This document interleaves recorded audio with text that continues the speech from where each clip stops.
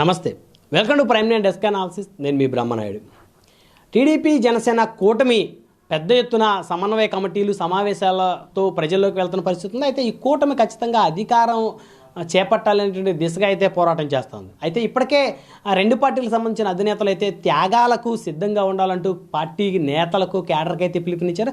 అయితే అనూహ్యమైనటువంటి రీతిలో భారతీయ జనతా పార్టీ సైతం కూడా టీడీపీ జనసేన కూటమిలో చేరేందుకైతే రంగం సిద్ధం చేసిందని చెప్పొచ్చు.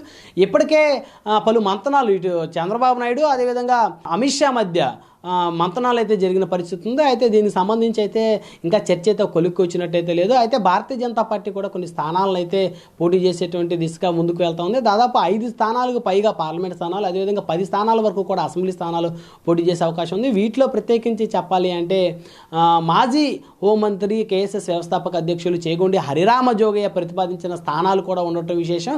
అయితే ఇందులో ప్రధానంగా కనుక చూస్తే విజయనగరం పార్లమెంట్ నుంచి జనసేన పోటీ చేసే అవకాశం ఉందని ఇప్పటికే హరిరామ జోగయ్య చెప్పారు. అంటే ఇప్పుడు జనసేన తెలుగుదేశం కలిపి ఈ స్థానాలు అయితే పోటీ చేసే అవకాశం ఉంది. ఎందుకంటే తెలుగుదేశం పార్టీ సపరేట్గా ఇప్పుడు భారతీయ జనతా పార్టీ కూటమిలోకి వచ్చింది కాబట్టి జనసేన పార్టీ భారతీయ జనతా పార్టీకి కలిపి కొన్ని స్థానాలు పొత్తులు కేటాయించేటువంటి పరిస్థితులు అని చెప్పొచ్చు. దాదాపు పార్లమెంటు స్థానాలు జనసేన అదేవిధంగా బీజేపీ కలిపి దాదాపు 8 నుంచి 10 పార్లమెంటు స్థానాలు పోటీ చేసే అవకాశం ఉంది. ఒక తెలుగుదేశం పార్టీ మాత్రం దాదాపు రిమైనింగ్ 15 స్థానాలు పోటీ చేసే అవకాశం ఉందని చెప్పొచ్చు.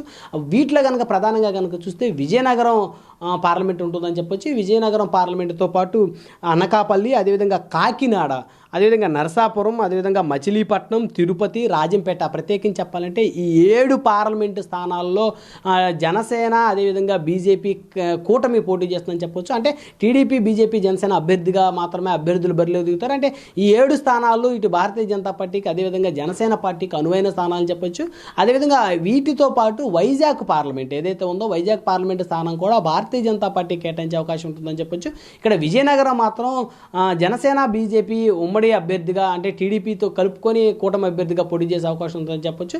అదేవిధంగా విజయనగరం నుంచి గాజు గ్లాస్ గుర్తు మీద బరిలోకి దిగా పరిస్థితి ఉంటుందని చెప్పుకోవచ్చు అభ్యర్థి. ఇక్కడ గేదెల సీనిబాబుని అభ్యర్థిగా ప్రతిపాదించాలంటూ హరిరామ జోగయ్య ప్రతిపాదించారు. అదేవిధంగా వైజాగ్ పార్లమెంట్లో కూడా భారతీయ జనతా పార్టీ అయితే అక్కడ పోటీ చేయాలనే ఆలోచన ఉంది. అదేవిధంగా మిగతా స్థానాలు కనుక చూస్తే అనకాపల్లి ఇక్కడి నుంచి నాగబాబు బరిలో ఉన్నారు. అదేవిధంగా ఆయనతో పాటు బొలిశెట్టి సత్యనారాయణ, కొంతాల రామకృష్ణ వీరు కూడా రేసులో ఉన్నారని చెప్పొచ్చు. అదేవిధంగా కాకినాడ నుంచి సానా సతీష్, నరసాపురం నుంచి మలినీడి బాబీ ఇక్కడి నుంచి బరిలో ఉన్నారని చెప్పొచ్చు. ఎందుకంటే నరసాపురం పార్లమెంటు కాపు సామాజిక వర్గానికి కంచుకోవడం చెప్పొచ్చు. అదేవిధంగా తిరుపతి నుంచి రిటైర్డ్ ఐఏఎస్ వరప్రసాద్ బరిలో ఉన్నారని చెప్పొచ్చు.